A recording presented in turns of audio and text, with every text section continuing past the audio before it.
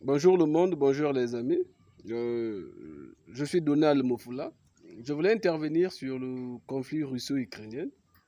Déjà par anticipation, je voulais vous faire comprendre que pour toute personne qui pense que la Russie sera victorieuse dans cette guerre, c'est déjà une illusion. C'est déjà faux parce que ça ne peut jamais se faire.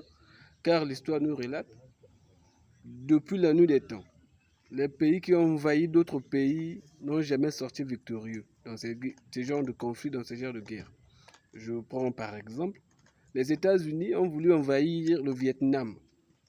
Peu importe la longueur du temps que le combat acharné avec tout arsenal que les États-Unis disposaient, les États-Unis n'ont jamais sorti victorieux dans cette guerre, car c'est une première puissance mondiale militaire. Deuxième situation, que je pourrais vous prendre encore d'autres exemples, que ce soit en Syrie, les États-Unis sont intervenus en Syrie jusqu'à nos jours, pas de succès, pour dire que ce n'est pas leur pays. La France aussi avait livré une guerre contre l'Algérie. Et cette guerre soldée par un échec total au niveau de la France, pour dire que ce n'était pas leur territoire.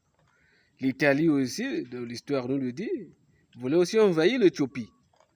Et dans cette guerre, l'Italie était couronnée d'échecs, pas de succès.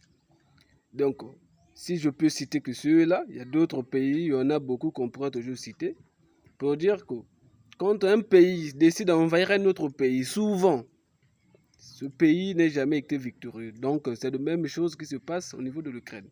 C'est la Russie qui envahit l'Ukraine. Peu importe, c'est une opération militaire, qu'on peut le dire, une opération spéciale au niveau de la Russie.